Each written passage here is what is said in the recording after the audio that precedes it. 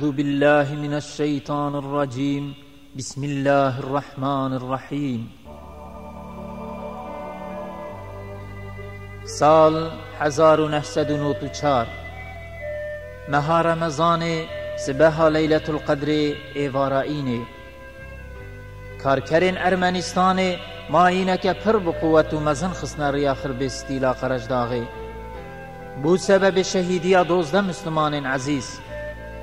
اف جنایت جهزار یک جنایت وان خائنان ده حق گل مسلمان کرده شهید و قتل عام اذن شهید ابراهیم، شهید حسن، شهید محمد خلیل، شهید محمد امین، شهید بدری، شهید قطب الدین، شهید خلیل، شهید محمد، شهید حجی رمضان، شهید تاجدین، شهید ملا خضر و شهید رمضان. خدا رحمه قل تمام شهیدا که مقام وان لباق و بلند که و مشخیر و برکت و شفاعت وان محروم نکه خوینا وان جو امتا اسلام را بک وسیله قوت و ظافره. آمین.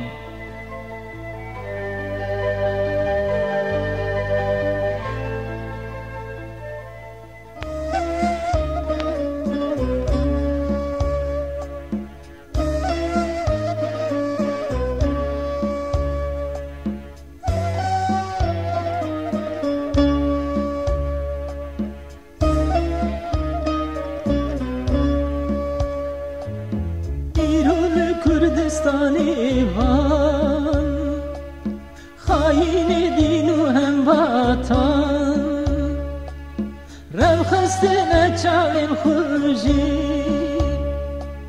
levradin bikne viran rev xestine çavin xuji levradin bikne viran bomba أغم بكنار يدكاني عام دا قلي كردستان تمام بكجن بقتلي عم بوان دا قلي كردستان تمام بكجن بقتلي عم بوان Karaş davam şeref ban haina kirne hedef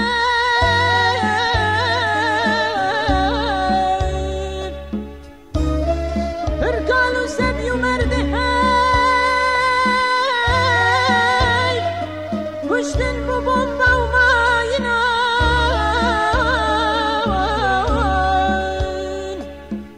mayine ke gelek mesin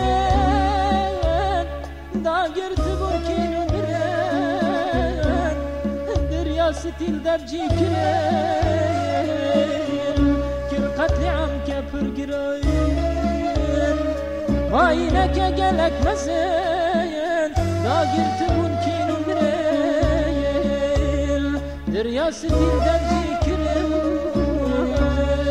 كر قتل عم كفر قرين. 1994 yılında PKK'nın Karacadağ Gogveri köyü yolu üzerine döşediği mayın patlaması neticesinde 11 kardeşimiz, 11 Müslüman şehit olmuştu. Bu PKK'nın yaptığı ilk eylem belki de son eylem de değildir. Yani çıktığı günden itibaren Müslüman halkımıza gerek bombayla, gerek mayınla, gerek silahla birçok zayiat vermiş, birçok Müslümanı genç, yaşlı, kadın, çocuk katletmiştir. Tabi bu bölgede Allah'a hamdolsun yani inançlı insanlar, Müslüman insanlar, İslam davasına gönül vermiş insanlar olduğu müddetçe bir de batıl taraftarları olduğu müddetçe bu mücadele, bu şehadet, bu şehitlik devam edecektir.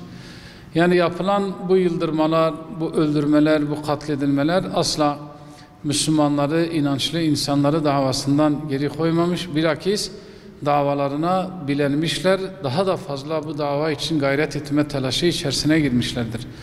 Bu meyanda Şehitler Kervanı platformu olarak bu pazar günü saat 12'de Gogveri köyünde şehitlerimizi anma programı bir etkinliği düzenleyeceğiz. Müslüman kardeşlerimizi, Müslüman halkımızı bu etkinliğe katılmaya davet ediyoruz. Daha önce de benzer etkinlikler oldu. Malumunuz Şubat ayı biz şehadet ayı olarak değerlendirdik. Ayrıyeten şehitlerimizin şehit olduğu gün, gerek birer birer kardeşlerimizin şehit olduğu, gerek toplu olarak şehit olduğu günlerde de o kardeşlerimizi yad etmek, anlamak, davalarını anlamak için bu tip etkinlikler yapıyoruz. Ve Allah kısmet ederse her şehadet yıl dönümünde bu etkinliklerimizi yapmaya da devam edeceğiz.